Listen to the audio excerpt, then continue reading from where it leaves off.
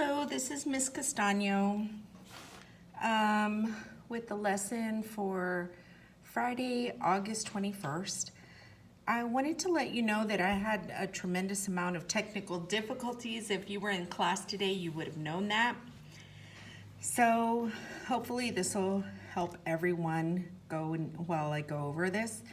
When we order things from least to greatest, the main thing you have to remember is that you need a number line. So this could be 1, 2, 3, -1, -2, -3. But just as these are integers right now, we can easily make them into the fractions because we can see that all of these are fifths.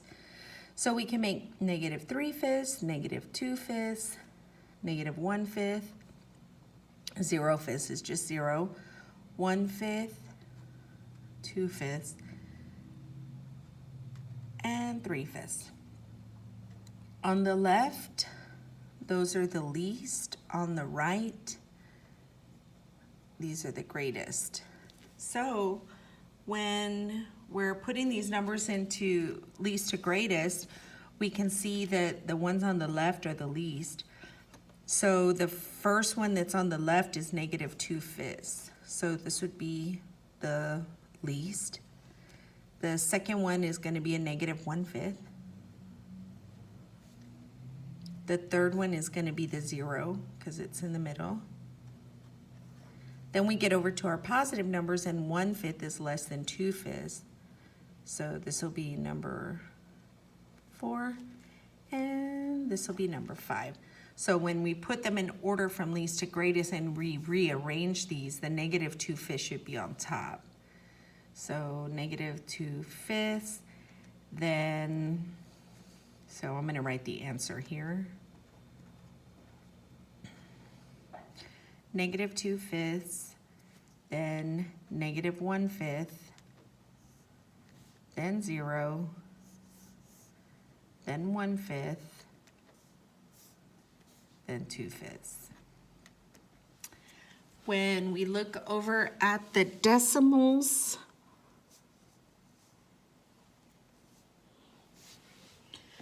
we can basically see the same thing on the number line, but this time we would just go to make them into, instead of 1, 2, 3, 4, 5, it will be 0.1, 0.2, 0.3, 0.4, 0.5.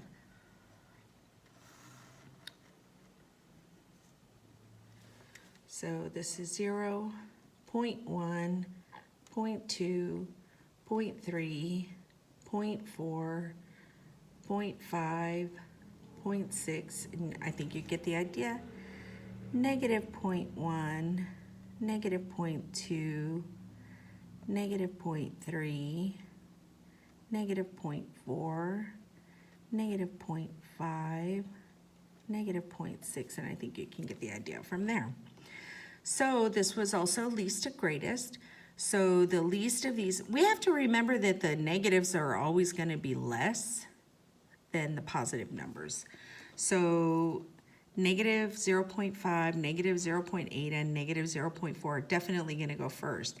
And what I think helps some students to understand is if you think like the bigger numbers are further away from 0. So if it's in the negatives, that means that the biggest numbers are least. They're the smallest numbers. So out of these 3 negative numbers right here, just trying to notate them that they're negative, this -0.8 is the furthest away from 0, so it's going to be the least.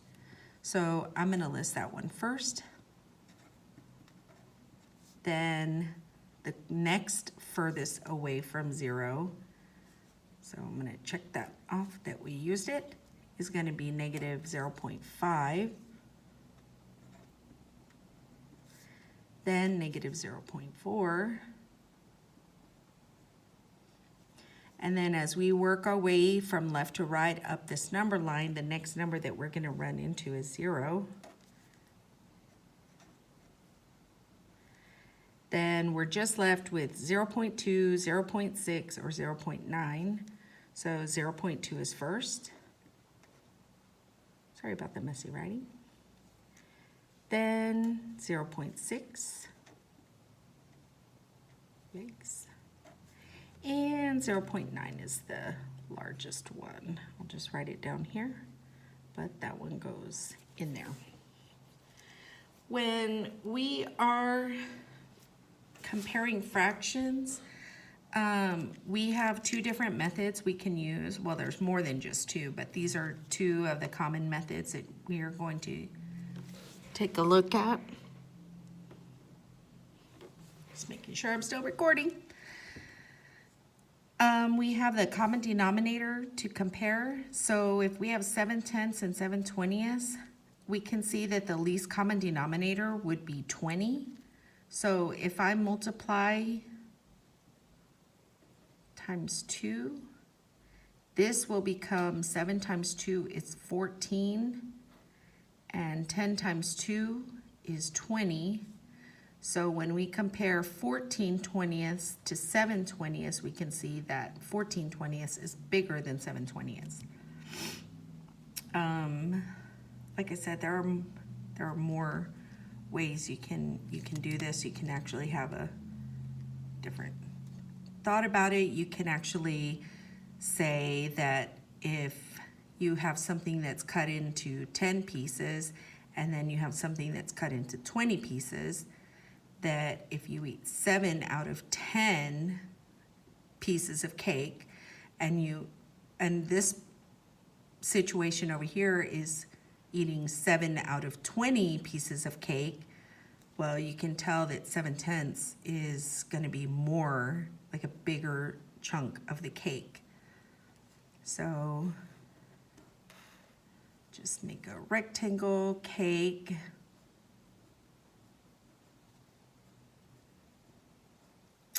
So 7 is 1, 2, 3, 4, 5, 6, 7. So this one would be 7/10.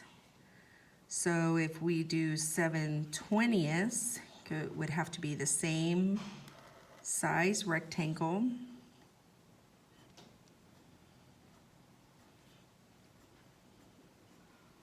But this time it would be 20 pieces. And over here we would have 1, 2, 3, 4, 5, 6, 7. So we can see that 7/10 is definitely greater than 7/20. So I kind of got into this other method, which is draw the picture to compare. So 4/10 and 4/5. So this one I'll do a pie graph. So 4/10 and 4/5. Oh, I messed that up. That's okay. There's a little simple thing called whiteout. Every math teacher's best friend.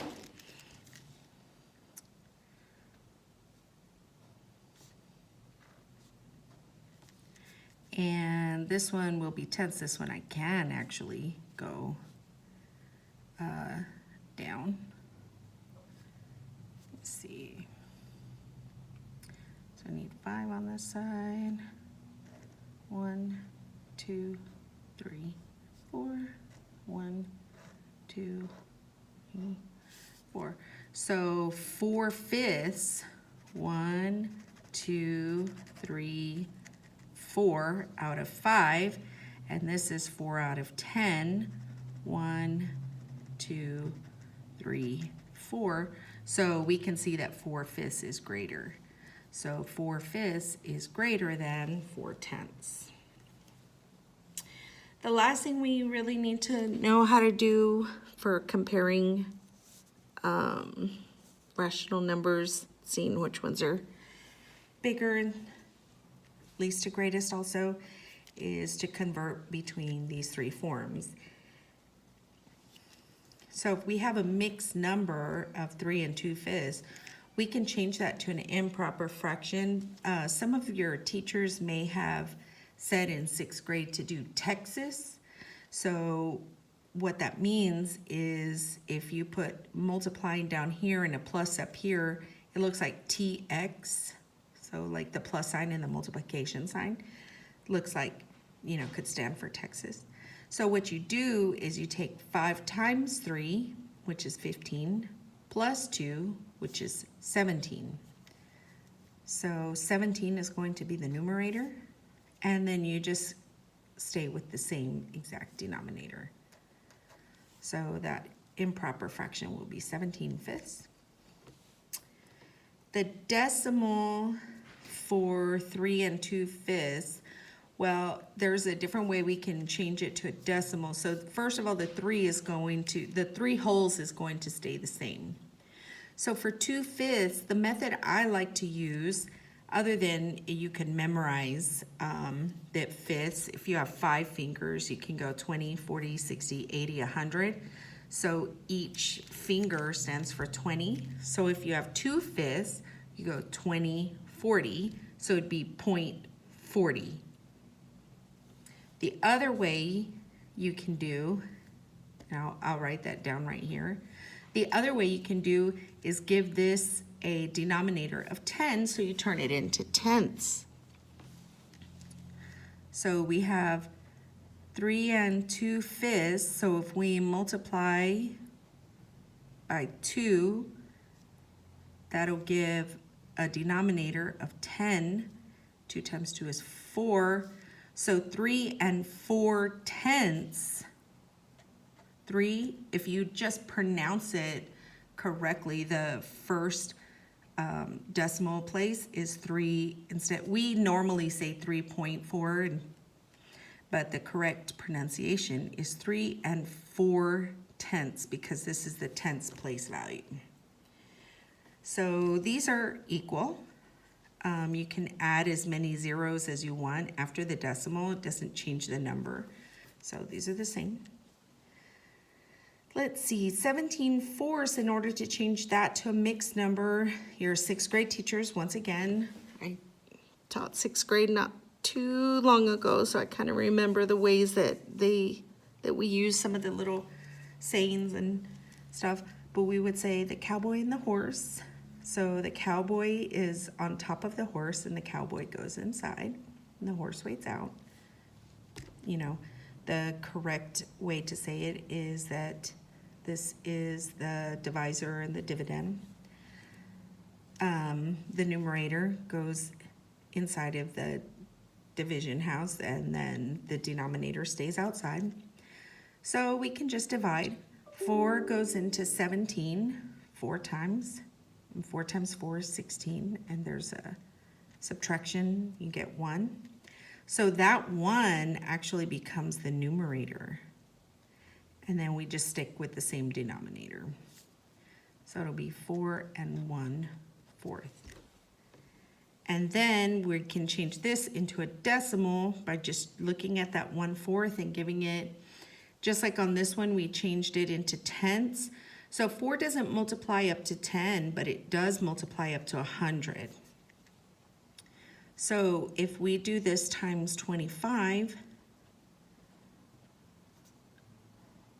4 times 25 is 100, and 1 times 25 is 25.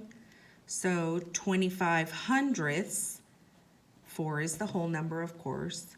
So 4 25 hundredths. Plenty of people have 1/4 memorized already, that a fourth is a quarter. And basically this is exactly saying the same thing. Over here we have 5 25 hundredths, and we need to change it to a mixed number and an improper fraction. So 5 25 hundredths is written as 5 25 hundredths. And we just simplify this.